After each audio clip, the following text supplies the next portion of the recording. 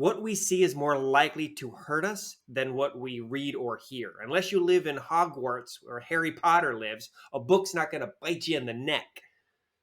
But a wolf or a coyote might. So, therefore, when we see something, we are more likely to react to it emotionally.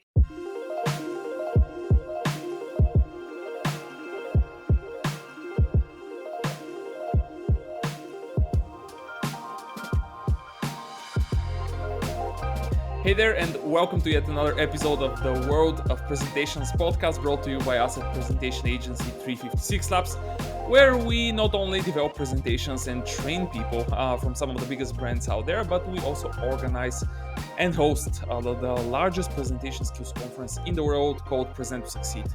I'm Boris, the founder of 356 Labs and your host for today's episode, and with me I have an incredible guest from our industry. He is a keynote speaker and trainer. He is also the owner of Billion Dollar Graphics and principal in 24 Hour Company, both of which are deeply rooted, I would say, in the world of developing presentations and training people how to communicate effectively. Lastly, he is a colleague, Microsoft MVP, author, and someone that will truly inspire you with his energy. Everyone, we have Mike Parkinson with us today. Mike, super happy to finally have you on our podcast. Thanks for taking the time. Welcome. Well, thank you very much for having me. I'm super excited to be here, my friend. As always, your energy is incredible. So let's fire this up. How did you ended up in the presentation industry? What happened? Oh man, it was by accident. I certainly my background is fine art and sculpture painting. I went to a high school, a special high school in the States for the arts, and then I went to college for digital imaging art and was Adobe all the way, Adobe Suite and 3D, a lot of 3D stuff. All right. And a lot of my clients started using PowerPoint and Prezi and other things like Keynote, but mostly PowerPoint. And then they started asking for the content that I was building in my company and for or my side hustle, my other stuff, to be created in PowerPoint. So I started to slowly but surely get better at it. Okay. Long story short, I found that we live in a Microsoft world and we can use the Adobe products but make sure that they're editable in the PowerPoint suite. And I got better and better and better at the tool. So long story short. And that's it. Yes. Long story short. Yep. Okay. So talking about the Adobe world, talking about PowerPoint and how they play together, let's talk obviously about visuals and how they persuade an audience. Like, what is the role of the visuals in the world of presentations and more or less in the effectiveness of a presentation? What would you say? Well, the to start off, we're visual creatures. 80% of what we learn is through our eyes. That's not to say, now, I'm not diminishing text. What I'm saying is that the brain uh, is wired to take in visuals differently. For example, if a car is speeding at you, Boris, and I said, don't move, your instinct would tell you to move because your eyes tell you, you better get your butt out of the way, whereas my words would say something else. So we trust what we see more than we trust the spoken word or the written word. Don't get me wrong, they're equally important. It's just how our brains are wired. So our brain takes shortcuts. We can't analyze everything.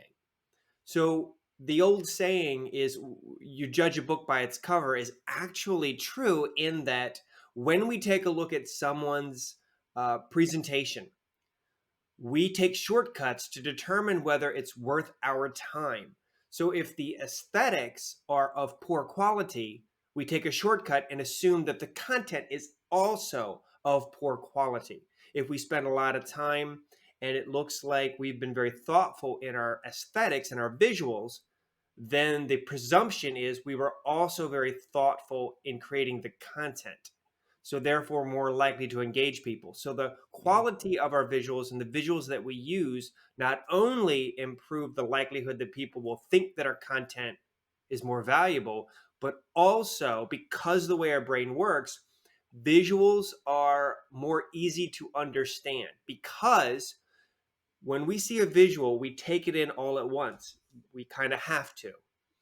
Whereas when we see text, we decode it linearly. So the quick brown fox. Whereas if we see a fox, we take in all the information because what we see is more likely to hurt us than what we read or hear. Unless you live in Hogwarts where Harry Potter lives, a book's not going to bite you in the neck. But a wolf or a coyote might. So, therefore, when we see something, we are more likely to react to it emotionally. And that plays a key role. The emotional part of what I just said plays a key role in how the brain takes in information, absorbs it, retains it, and then uses it in the future. Emotion is by far the more important part of the learning equation. So if I go back a minute in your answer, I am hearing you saying that design sells, like Yes. that that the visual aspect of something sells. Uh, and what I'm also hearing you saying, especially that idea that just because of how the visual looks, people will judge the content and you also, right? I'm hearing you Absolutely. talking a little bit. Is that coming from the halo effect? Where is this coming from? Like, at The least to re- me, it sounds like you just taking, or people and the audiences who are looking at our presentations taking one trait of someone, let's say the visual aspect of their presentation, and immediately implying it into their content or any other place. Is that what you're implying here? Essentially, yes. Basically, we have we have one chance to make a first impression. And if, for example, Boris, you create a presentation for your client, and they want the world to think that whatever their content is, it's innovative. If it's innovative, our presentation better look like it, sound like it, feel like it, taste like. If I lick that presentation, it better taste innovative. So everything needs to be consistent with that messaging. So if the aesthetics are not consistent with that, there's something called cognitive dissonance, which means the two parts of our brain are fighting. Like the intellectual part says, well, they told me it's innovative, but the emotional part says it doesn't feel innovative. And so if those things fight, Yeah. bad things happen. So design does sell. It's a big deal in helping people understand or get in the right emotional frame set to be engaged. And there are really cool techniques that I hope you ask me about to do just that. Yeah, I think that we need to, you saying that, we need to jump directly to those techniques. So, our audience are business people, right? There are some designers, obviously, there are people from the presentation space, sure, but mostly people who are listening are in the marketing, HR, finance, IT, all of those worlds. What are the techniques? Tell them, like, let them know. Yeah, well, it's critical. So the my world is around heuristics, learning, and persuasion. Like, how do people make decisions? How exactly can I get my audience to do what I'd like them to do? Not in a bad way, in a good way. Assuming you're using your powers for good. Don't use it for bad. The first thing is that we need engagement. No engagement, there's no learning, no persuasion, no nothing. So the some of the science behind it is I'm going to use a metaphor. So there's a gentleman by the name of John Haidt, Haidt, and he wrote a book called The Happiness Hypothesis, and he used a brilliant metaphor of our brain is made up of two parts, an elephant and a rider. The elephant is the emotional part, the rider is the intellectual part. What science has proven is that the elephant is always awake and always learning, where the rider, to conserve calories, is often asleep. The rider isn't woken up. The elephant wakes up the rider when it hears something of value. So, to truly engage people emotionally and intellectually, you must focus on the elephant first and the rider second. I must engage people emotionally first, and then they'll wake up the intellectual part of the brain, the rider. So the best way to do that is to give people a reason to care, motivate them.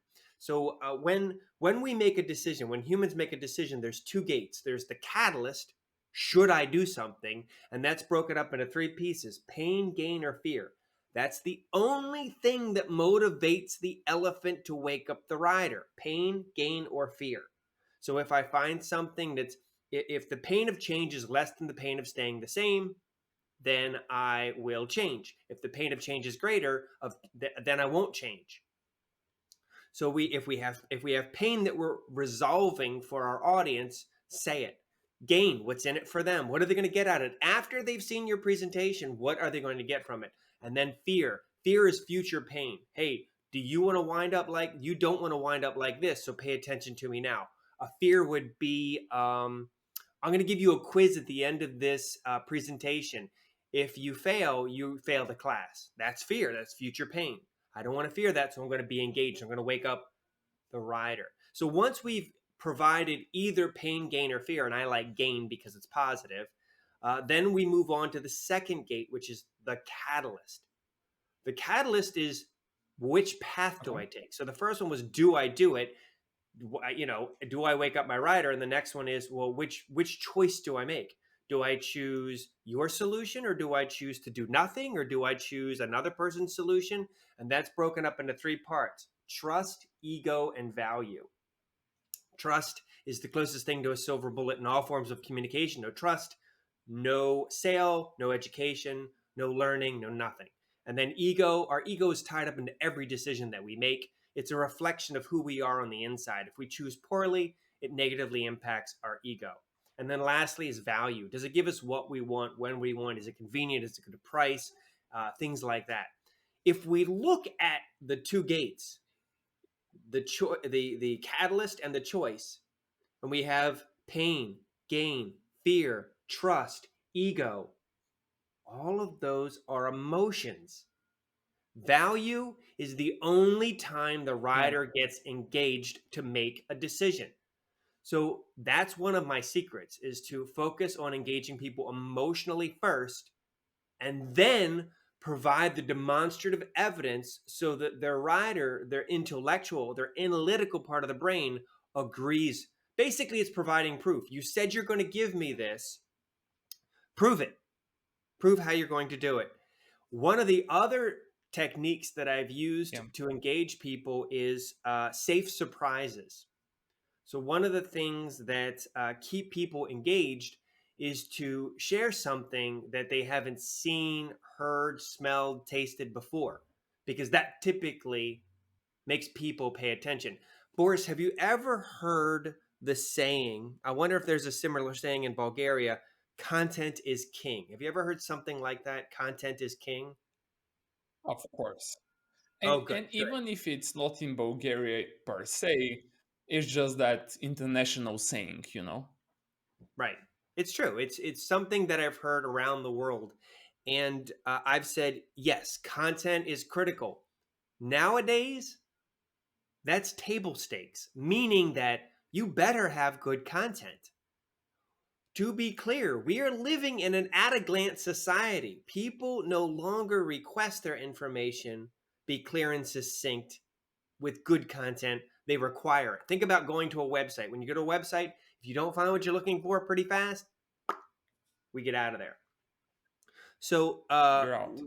exactly, we're done. So, going back to safe surprises, when we hear and see something that is unique, we pay more attention to it. We need to engage people emotionally. We need to engage people to get them to pay attention. So, I'm going to change content is king to contrast is king. Things that are different get people to pay attention to them. If we create a PowerPoint presentation and we use the theme or the template that's built in to the software and Keynote and Prezi, and it looks like something people have seen over and over and over again, then they think the same is true for the content. Well, guess what? I'm going to be looking at the same stuff I've heard before, and their brain automatically tunes out. Automatically. We have no control over when our brain tunes out, because the brain is hardwired to work a certain way to protect us. So emotion plays a major role, design plays a major role, because we need to engage people, and emotion is critically important for HR presentations, for scientific community, for everything. We need to give people a reason to care about our content. There's some cool techniques to create some Yeah, and messaging. all of that. It's all you. And all of that that you said, especially the emotional part, is way before PowerPoint. I mean, or any other platform for that matter, Keynote or Prezi or whatever. So, whoever is listening to this one, yet again, mine is like thumbs up for those of you who are listening only. So, for everyone who is listening, this is yet again, this will be episode number 75 or 76, depending on what happens in our company internally. But for so many episodes now, we're talking about the same thing. And here, yet again, someone tells you, hey, it's not about PowerPoint or the tool. There is a lot of work before you jump into that world, right? Mike, do you see people spending enough time preparing for their important talks? What's your Uh, I, opinion there? I What do you see? I see a lot of people prepare improperly. They prepare and they do Okay. it wrong. One of the things that Microsoft says is the worst thing you can do when you create a PowerPoint presentation is to open PowerPoint, and I see a lot of people do that. Uh, if you're smart, and I do see some people do that. If we're lucky, people at least create an outline. That's good. The problem is that people are typically, when they create their outline, they're not focused on engaging people emotionally. They're focused on communicating the intellectual content they want to communicate. So they're focused on what they want to say versus what the audience, the learner, the participant needs to hear and understand. So that's a drawback. Most people do spend a lot of time, and I think there was research. I was just speaking at an event in India, and they did a study, and they queried 82 people, I believe it was, and they said 70% of the time that people spent on presentations was completely wasted, meaning that due to inefficiencies in Mm. how to approach a presentation, in retrospect, they found that about 70% was wasted. Now, I would argue that's not the case, but what I would say is true is they're going about creating a presentation in an ad hoc manner versus a process. So if you go through it in an ad hoc manner, there's a lot of false starts that you can build upon. That's awesome. But the problem is it's going to take those aha moments for you to get a little better, a little better. Why not start it the right way first, so that you can cut out that 70% of discovery and just focus on getting the job done? So if that research is true, which it's probably true-ish for most people, if you want to cut the time that it takes to create a successful presentation by 70%, follow the best practices from people like Boris, me, Nolan Hames, Steve Rinsberg, Julie Turberg. A lot of these people out there, the MVPs will tell you, Sean Pillai, all these people will tell you the same thing. Follow a different process. Don't just open up PowerPoint, create an outline, and think you're good. It's not the way to do it.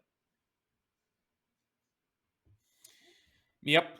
And that being said, we are jumping and we are living currently in this virtual world. What changed for the business professional? Like for everyone who needs to be presenting, for every presenter out there, for everyone that is being asked to present, whether they like it or not, what changed? This is an odd question because I would have given you a different answer maybe a week ago. What I'm looking Okay. at is that the fundamentals never changed.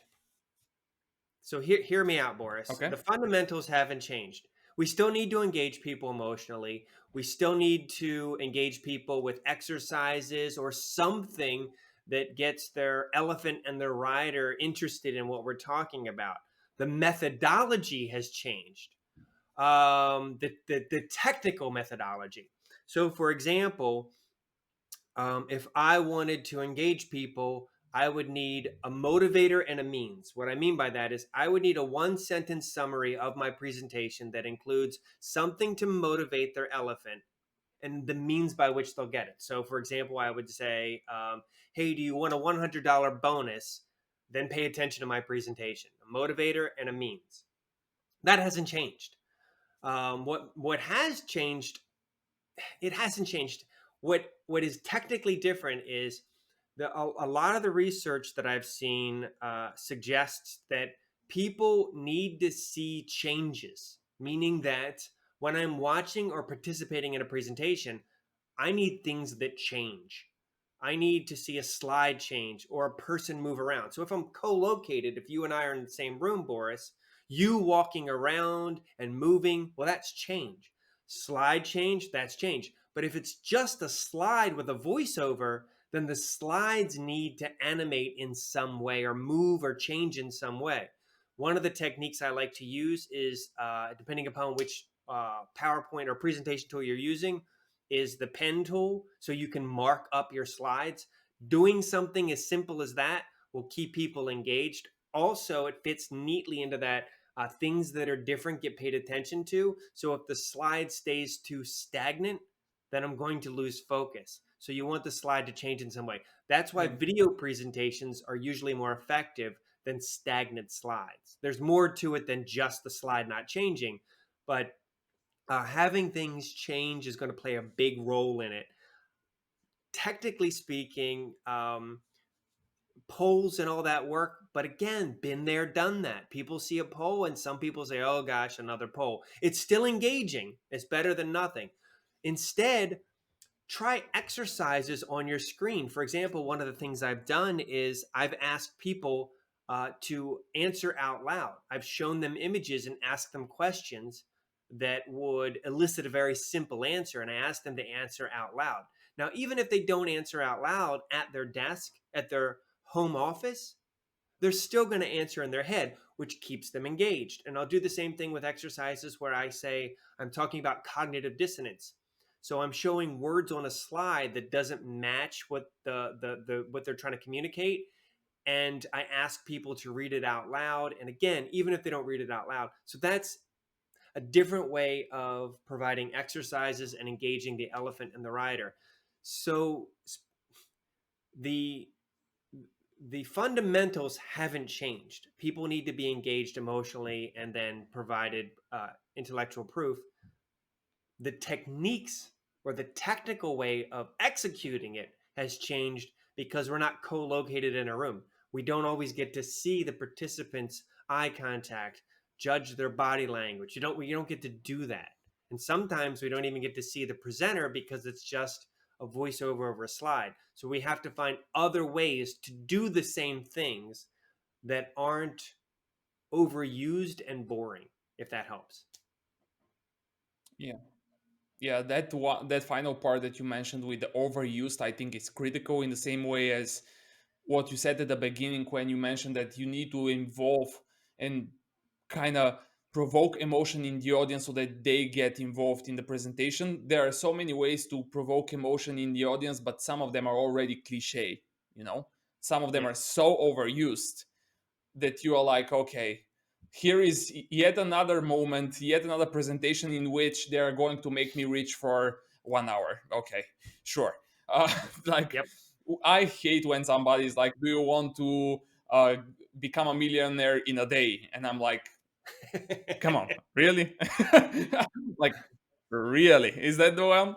So anyway, going back to the virtual world, you said that a lot the technical part changed, right? The execution changed.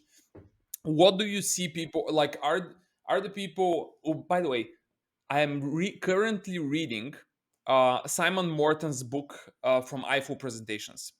So I I finally got that one. So let me start from there. I was planning to get it for so long, and in the last few months he was on the podcast on and on and on and on. Anyway, so back to what you said about the preparation of of people and how they approach their presentations and them not following the best practices, whatever, which is absolutely, I cannot agree with you more on that one. um, Simon makes a really interesting point that I really think hits the nail. Like in the first pages of the book, he talks about like how people approach their presentations, but especially the sales and the marketing departments, especially the salespeople, and says that like how much money and resources are being spent up until that sales representative or salesperson gets in front of a customer, right? And then he or she spends the last 30 minutes before that super important meeting, which otherwise costs a ton if you look at the marketing effort, the strategy, the time, and all of that, to prepare for that talk. Like, how crazy is that? Yes. And I don't know for the US because we, for example, in our company don't work with that many US customers. We are very much Europe based. But all across, Mike, all across Europe, it's all the same, you know? Like it is completely all the same. We spend so much money, so much time, so much resources. And then when the moment comes, we are like, who cares? I'll just nail it. And nothing happens. Like, is that the same in the US? What do you see? Yes, it is the same in the US. One of the things, as a matter of fact, I've got a meeting today.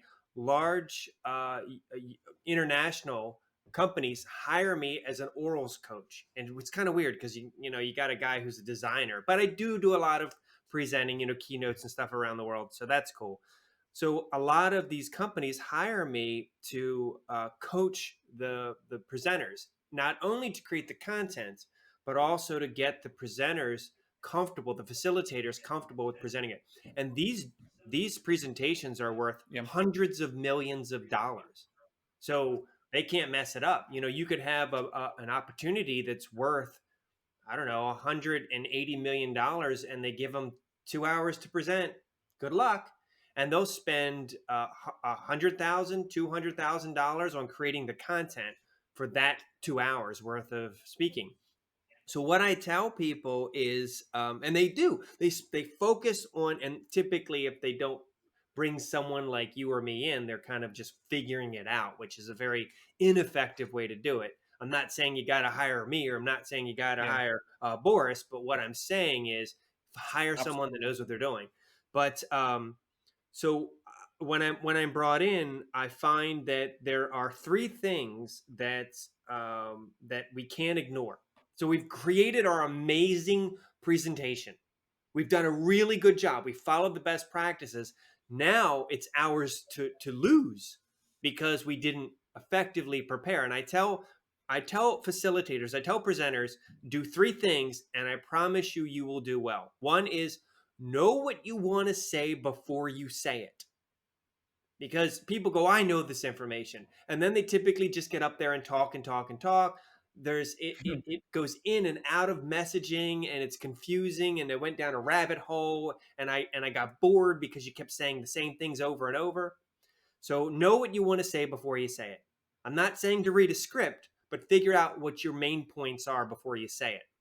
Number two is Yeah. you absolutely want to be authentic. Don't be fake. Don't be someone you think you're supposed to be when you get in front of the audience. If you're an academic speaker, be an academic speaker. If you're animated and you're one of these people, be that. Don't be fake. Human beings have amazing bull stuff detectors. When we hear fake, when we sense something is fake, it turns us off. Like for right now, you're being authentic. You're being Boris. Hirstov, that's you. This is you. I'm being Mike Parkinson. I'm not being fake. This is me. And our instinct is telling us that. We know that we're not being fake. And the third thing is to practice out loud. Don't don't get me wrong. Later on, you can Hmm. practice in your head, but practice out loud. Why? Because in our head, when we're going through our presentation in our head, we sound really good. And then when we say it, we flub up, we mess up. What do? You will flub up. When you present, you will flub up. When you do a podcast, you will mess up. That's okay. How do you recover from it? How do you let it know that it's not a big deal? The audience is extremely forgiving. If the presenter doesn't make a big deal out of it, neither will the audience. The audience wants to see the presenter succeed for selfish and unselfish reasons. Excuse me. for selfish and unselfish reasons. Because if you succeed, I'm engaged and I learned something. So yay! If I'm not engaged, I'm bored out of my mind and I'm thinking, what time is it? I want to go home. Are you done yet? We don't want that. So if they do those three things where they know what they want to say before they say it, they remain authentic, be themselves, don't be fake, and practice out loud, it's okay to make mistakes, know how to recover from them.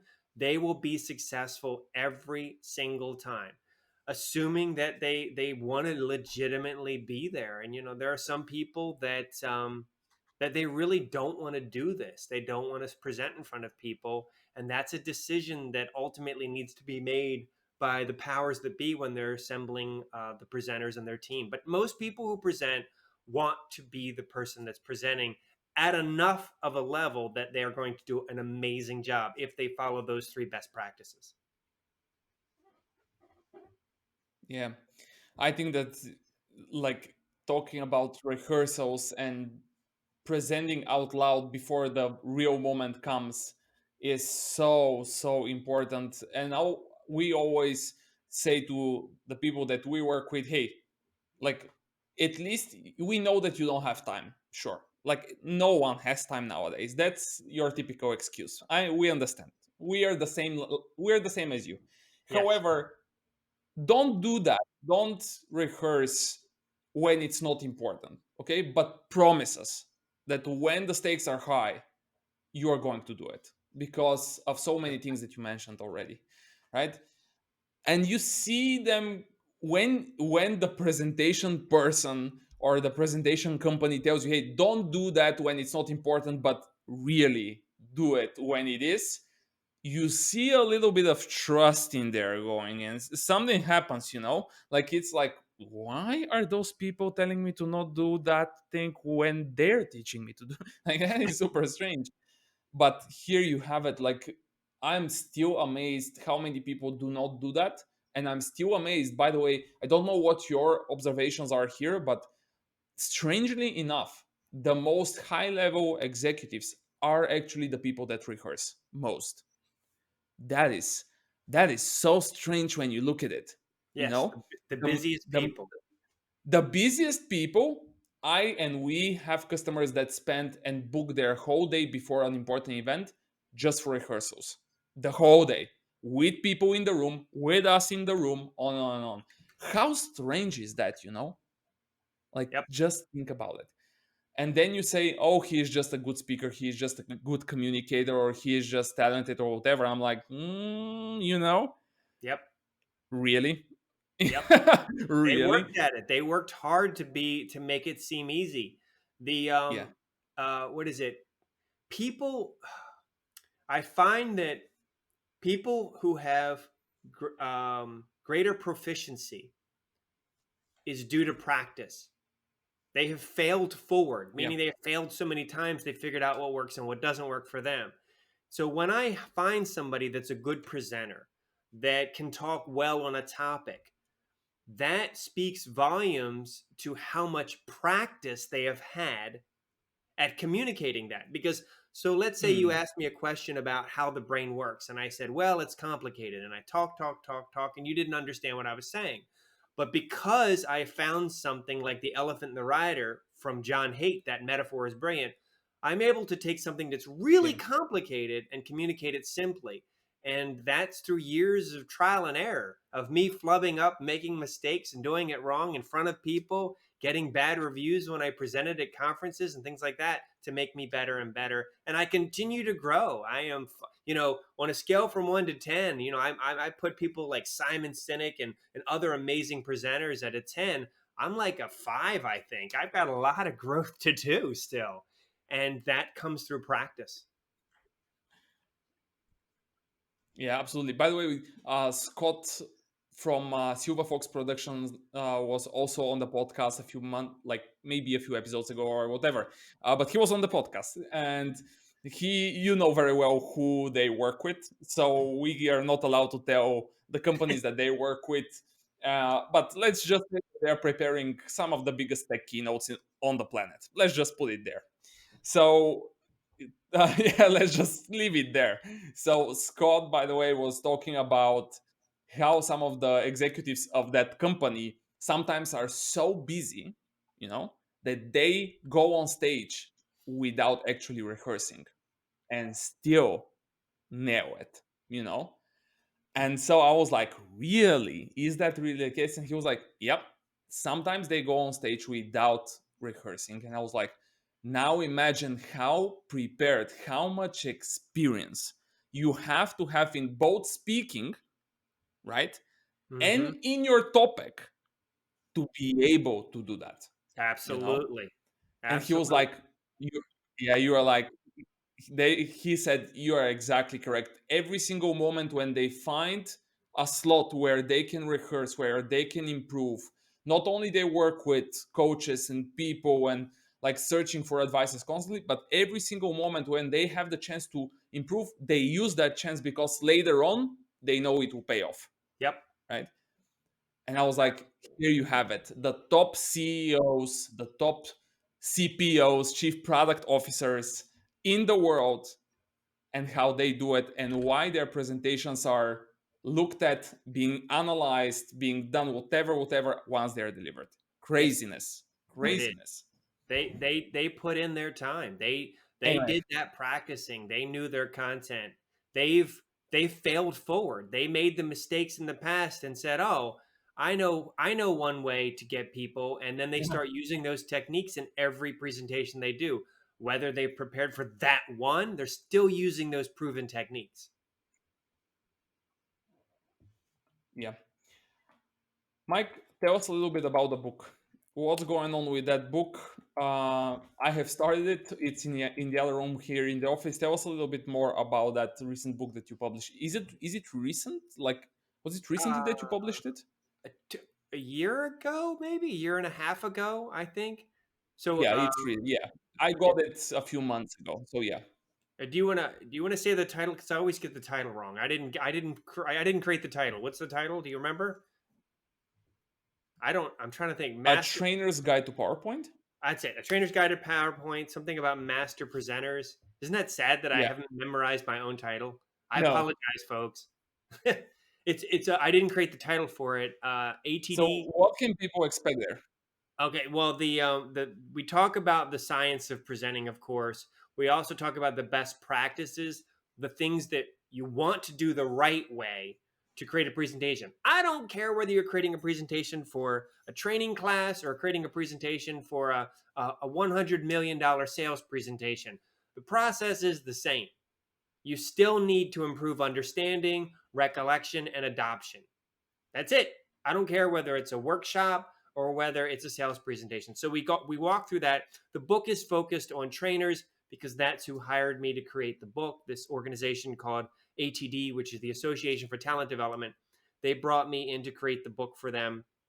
So I wanted to focus on their audience, the L&D, the learning and development community. But you're also going to get some Yeah. really cool techniques like the HFB mind map, figuring out hopes, fears, and biases for your audience. Some really cool techniques that you can use very quickly. So if I need to go from I don't have a presentation to I need a successful presentation very quickly, use these processes. And I talk about the value of which one. If you can't do this step in the process, you must do this one. So I tell you which to do and which to not to do. And then we get into the technical stuff of PowerPoint, specifically how to do some things in PowerPoint, like create some amazing visuals in PowerPoint. How do I do it? Where do I go to get free and low cost content from my presentations? And then we talk about presenting. Sorry, so I have to present virtually. So I'm presenting a hybrid. It's half virtual and half live or in person.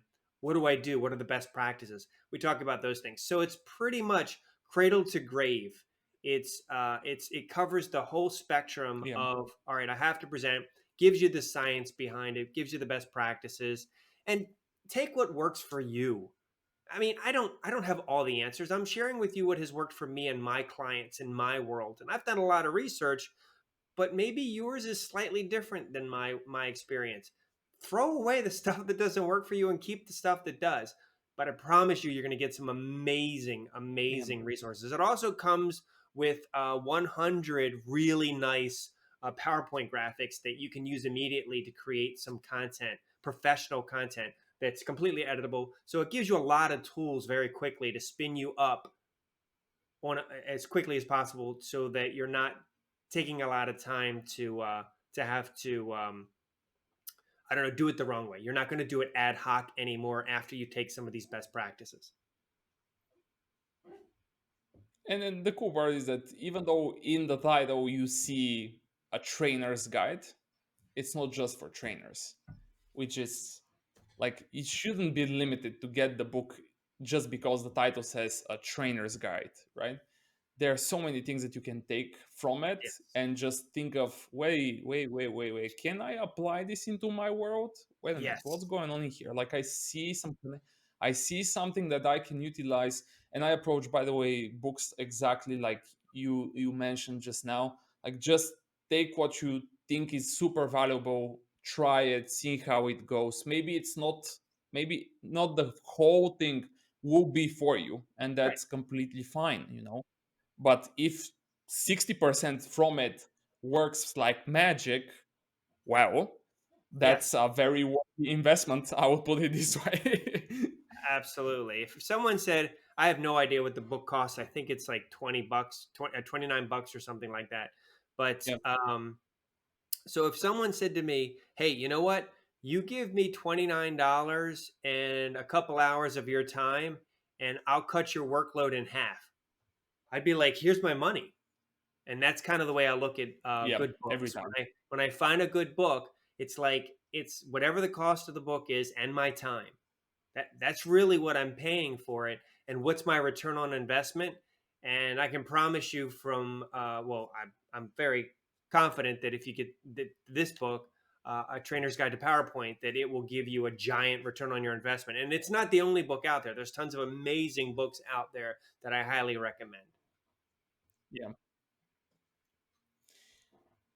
Mike, who else should we get on the podcast that was not part of the podcast already? What do you think? Like, do you have names from the presentation industry or from the world of business who just made a huge impression on you in one way or the other? Like any name that pops up immediately in your head when you hear this question. Sure, I'm sure. writing down, by the way. Jamie Garrock is great. If you haven't had him on, he has been doing a lot of VBA code for PowerPoint software and things like that, and he has done amazing stuff. He had worked with Bright uh, Bright Carbon, Richard Goring's company, Yep, I know him.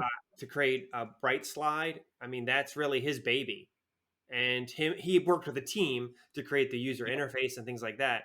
But a lot of it is he was the catalyst for it. So Jamie Garrock is a good one. Steve Rinsberg is another person I recommend.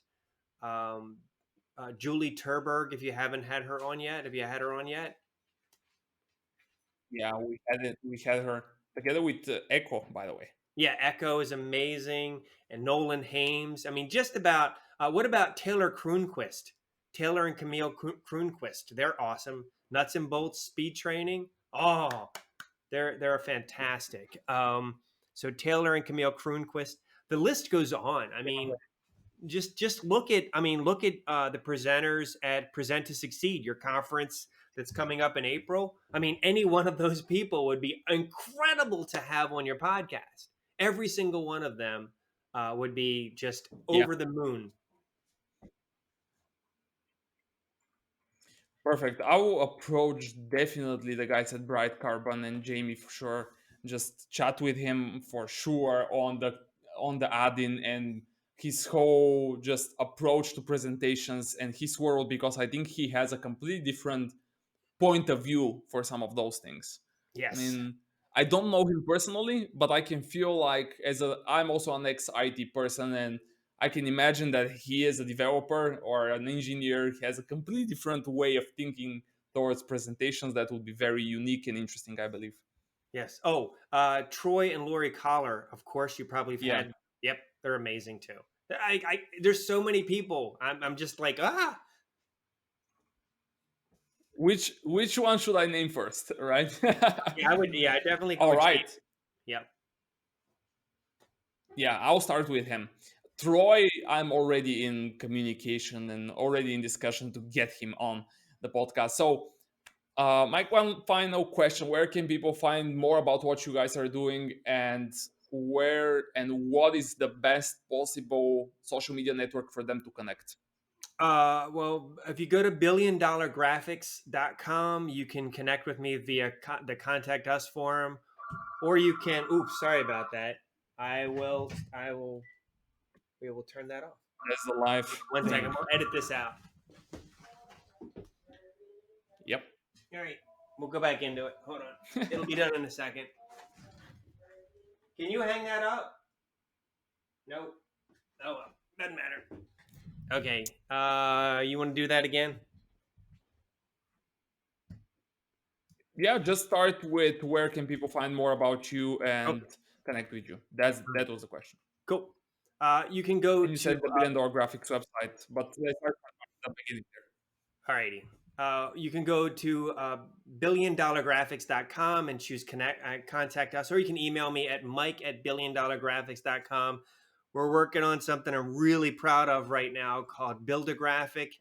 And people like Jamie Garrock and Sean Pillai and Steve Rinsberg helped me create this really cool tool. So do check it out on billiondollargraphics.com.